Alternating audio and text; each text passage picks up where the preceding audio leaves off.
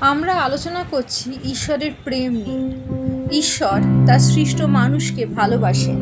পিতা ঈশ্বর তার প্রিয় পুত্রকে আমাদের জন্য পাঠিয়েছেন, যেন আমরা তার সাথে মিলিত হতে পারি, প্রভু যিশুর মাধ্যমে বিনষ্ট হওয়ার থেকে রক্ষা হতে পারি, অনন্ত জীবন লাভ করতে পারি প্রভু যিশুকে যখন আমরা বিশ্বাস করি।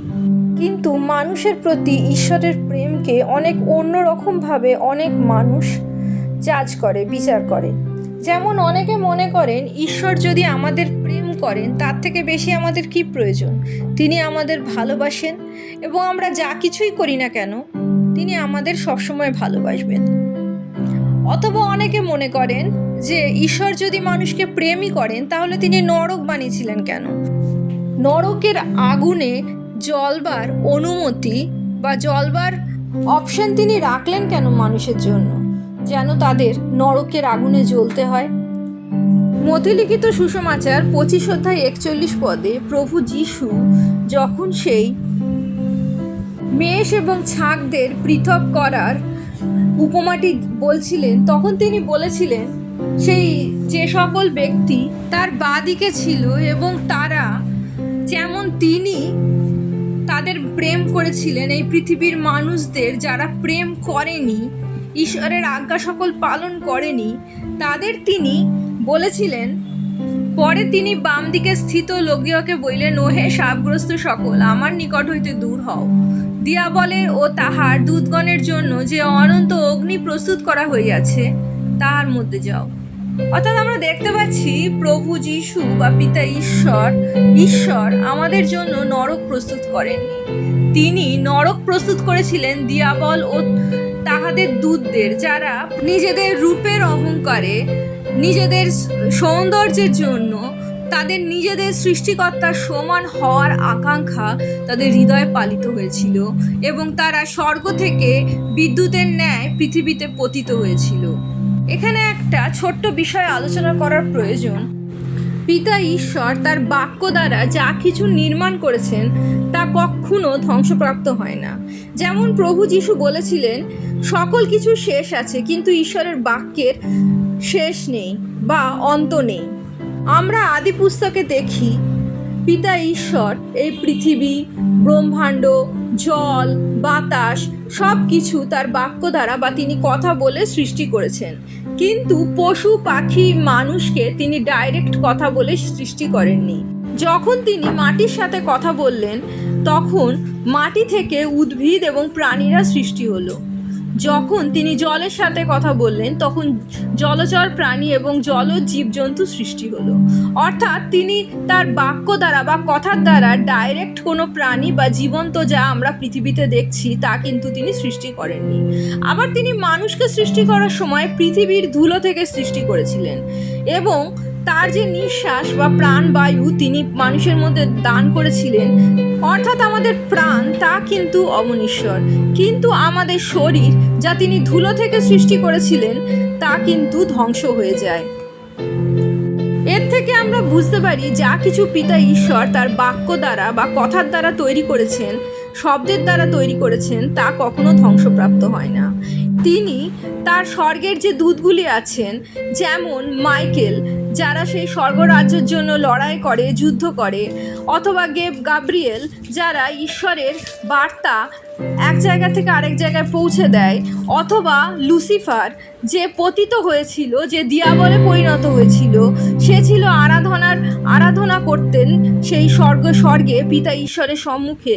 তারা প্রত্যেকে ঈশ্বরের বাক্য দ্বারা নির্মিত এবং তারা অবিনশ্বর, তারা ধ্বংসপ্রাপ্ত হয় না।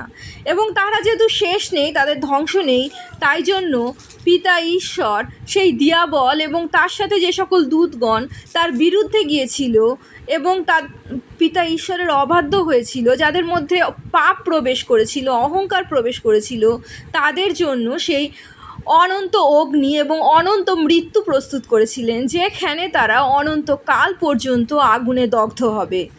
তাহলে প্রথম কনফিউশন দূর হয়ে গেল যে মানুষের জন্য পিতা ঈশ্বর নরক তৈরি করেননি। এবার দ্বিতীয় যে প্রশ্ন মানুষের মনে আসে, তাহলে মানুষ নরকে যাবে কেন যখন মানুষের জন্য নরক তৈরি করেনি?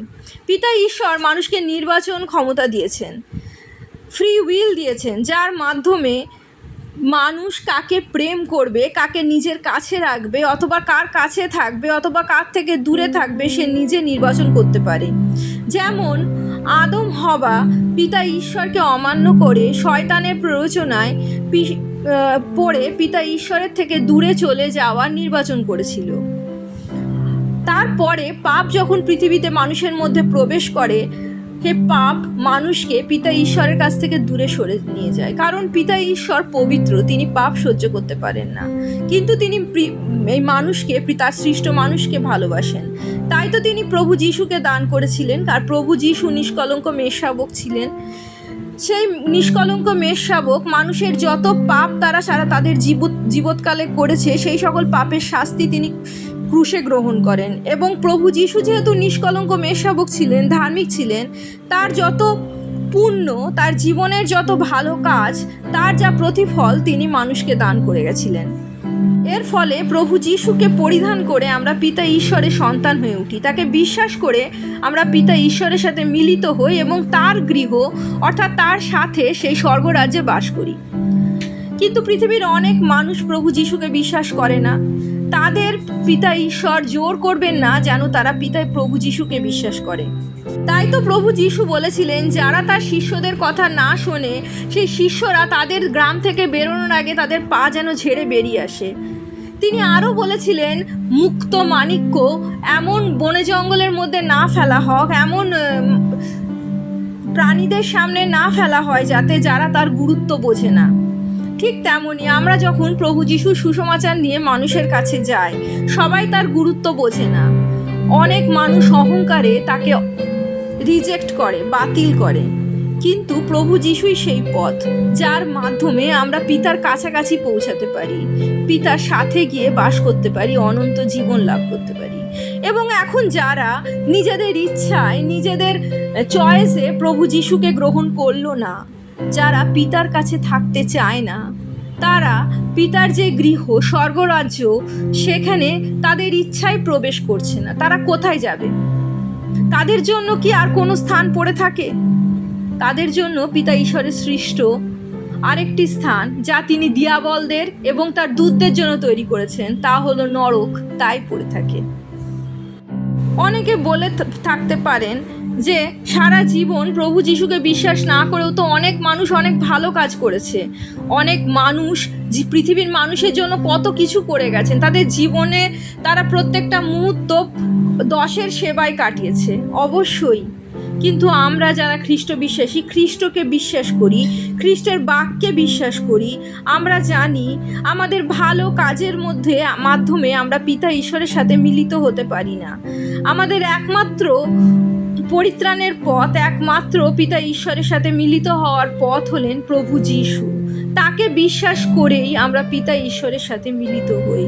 এবং বাইবেলের বাক্য অনুযায়ী যারা প্রভু যিশুকে বিশ্বাস করবেন না, তারা পিতার গৃহে প্রবেশ করবেন না, এবং বাকি থাকলো যে স্থান, সেই স্থানেই তাদের যেতে হবে।